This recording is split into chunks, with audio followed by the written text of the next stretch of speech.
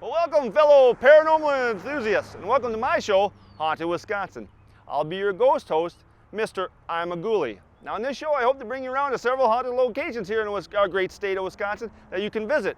Our next stop is in the town of Lawerence, in which we'll be visiting a haunted cemetery. So follow me on our journey into the paranormal.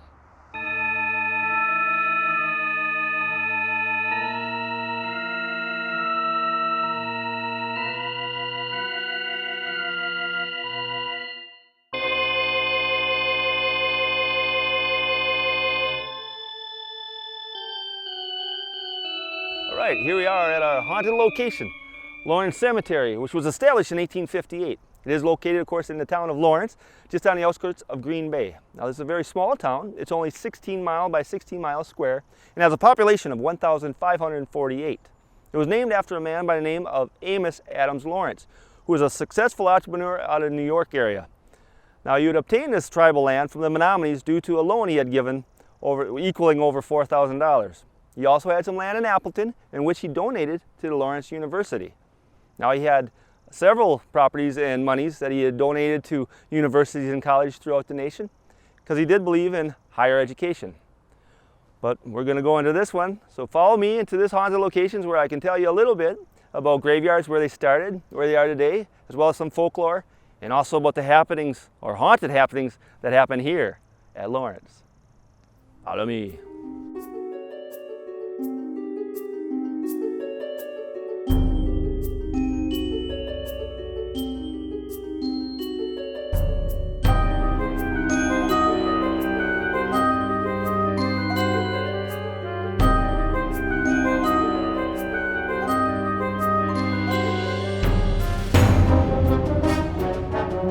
Now here we are inside the haunted location of Lawrence Cemetery. Now, like I said, this cemetery was established in 1858, but it is still actively used.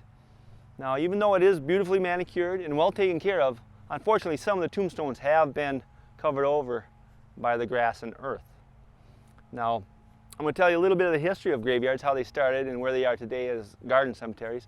The first ones, actually, the graveyards, you call them graveyards, were attached to local parishes and churches in cities and towns across America, and according to your social status would dictate where your burial plot would be destined. Now, the east plots were the most desired, and those were usually reserved for the very wealthy, and they guaranteed you the best view of the rising sun come the day of judgment. The south plots were left for the common people, and the north plots were deemed the devil's domain. Now, these were left usually reserved for criminals, drifters, stillborns, illegitimates, and the occasional suicide. Now, as the population grew in the 1800s, these small graveyards soon became overcrowded, and a new type of solution would be created or born, a new type of cemetery called the garden cemetery, which we're familiar with today. Now, the first of these cemeteries was actually created or born in 1831 in Cambridge, Massachusetts. It was called Mount Auburn, and it would set the example for all future cemeteries throughout the nation. It was deemed so beautiful that it was actually reported people would come to that cemetery on weekends just to have picnics and get-togethers. Now, that would inspire two things. It would inspire the creation of the Park Association for the United States that started creating parks and so forth for people who could go on the weekends and have picnics and get together. And it also inspired a new type of career field called architectural landscaping. So they were kind of an important milestone for our nation. Now, there was some serious problems in the 1800s as it relates to being buried in graveyards. One of them, of course, was being buried alive. This was a real fear.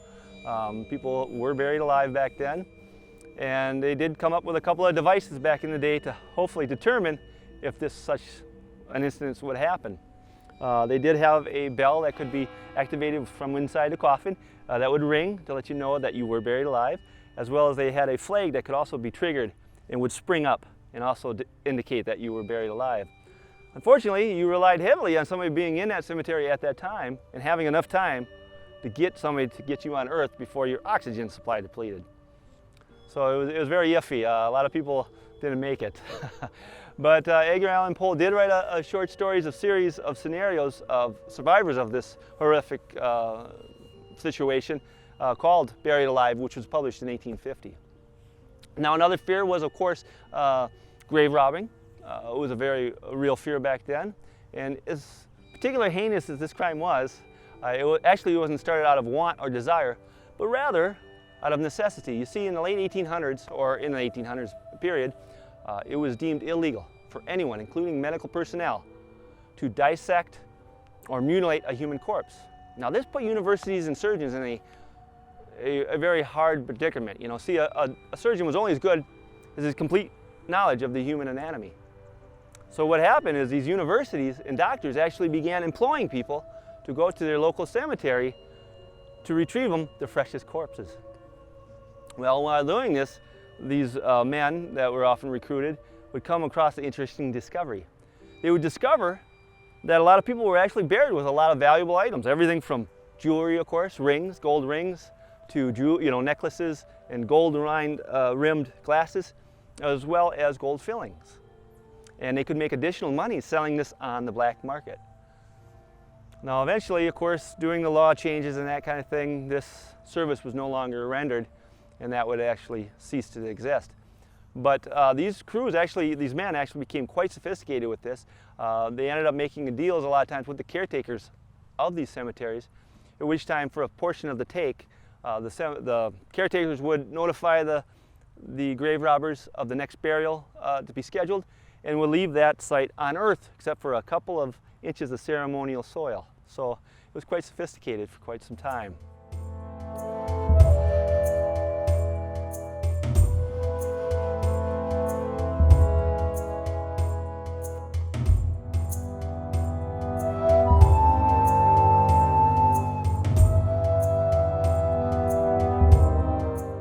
Now there was some common myths with cemeteries and graveyards back in the day.